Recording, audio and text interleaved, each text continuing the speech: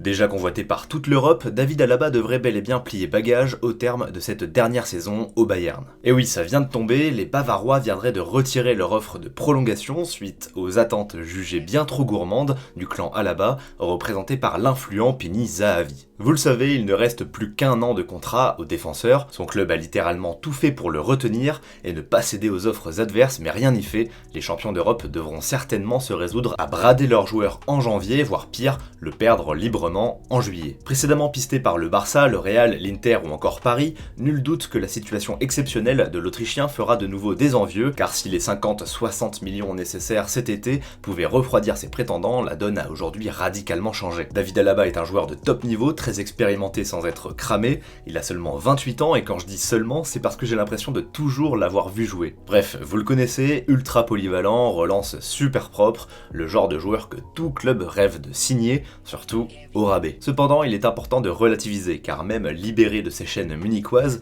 David Alaba ne sera pas un joueur facile en affaires. Le joueur défend les couleurs d'une écurie qui gagne tout, dans laquelle il est titulaire et ce depuis très longtemps. Vous l'aurez compris, sa situation est confortable. Pourtant, voilà qu'il refuse un contrat de 5 ans lui assurant stabilité ainsi qu'un salaire estimé à 16 millions d'euros par Sportbild. Perso, ça me paraît colossal et je peine à imaginer le refus d'un tel deal. Mais quoi qu'il en soit, le président du Bayern l'a confirmé lui-même, le clan Alaba n'a pas répondu à leur très belle offre, il n'y a donc plus aucune offre de prolongation. Ça chauffe au Bayern, c'est le moins qu'on puisse dire, d'autant plus que de son côté, le numéro 27 se dit blessé par la gestion de ses dirigeants qui selon lui contribuent à sa diabolisation aux yeux des supporters. Bon, ça a le mérite d'être clair et je vois mal la situation s'inverser dans ce contexte, Alaba semble bien sur le départ. Une aubaine pour Paris, me direz-vous? Eh bien oui et non. L'Autrichien est une valeur sûre, on le sait, et quand on connaît la fréquence des blessures à Paris, t'es bien content d'avoir un top joueur pour assurer en défense comme au milieu. Cependant, signer Alaba, c'est lui assurer une place de choix de titulaire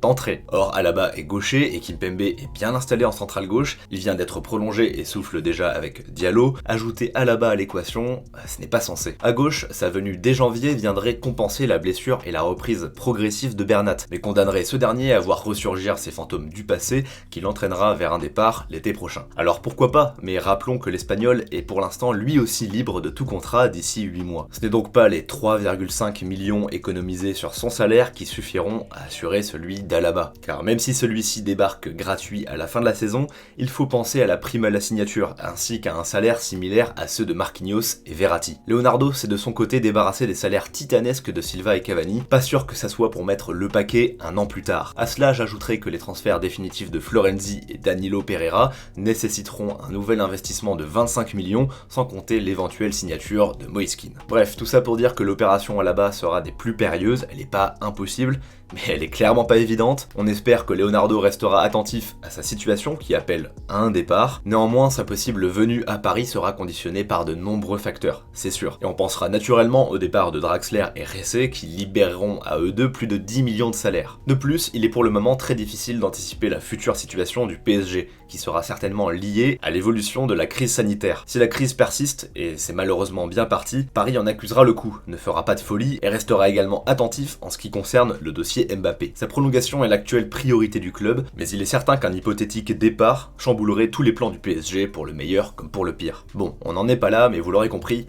Alaba est encore bien loin de Paris. Certaines rumeurs l'envoient d'ailleurs du côté de Liverpool dès cet hiver afin de remplacer Van Dijk, victime d'une rupture des ligaments croisés. La piste fait clairement sens, les Reds ont les moyens, proposent un très bon challenge sportif et puis surtout des eaux Tourelle, mais Alaba aurait l'opportunité d'être coaché par un véritable technicien allemand. Je vais pas vous mentir, c'est vraiment le scénario qui me semble le plus crédible, mais tout n'est pas joué. Un projet de jeu, un bon coach, de l'argent, de la stabilité, Alaba en a eu au Bayern. Mais selon moi, la motivation numéro 1 pour l'attirer serait d'enfin lui proposer une place de choix au milieu de terrain. Je suis sûr qu'il rêve du même traitement que Joshua Kimmich. Dans ce registre, il marchait sur l'eau avec Guardiola, c'est pourquoi je vois également City jouer les troubles fêtes du PSG. Côté Paris, justement, je miserai les yeux fermés sur un milieu à 3, Verratti, Alaba, Danilo, avec Paredes en rotation. Ceci dit, j'aime beaucoup Marquis au milieu, comme comme au Final 8, mais après ce mercato et le recrutement très ciblé de Danilo, je ne comprends pas les choix persistants de Thomas Tuchel. Bref, je redescends Marquis, je vends Gay et je prolonge Bernat, tout en signant Alaba dans la mesure du possible bien sûr,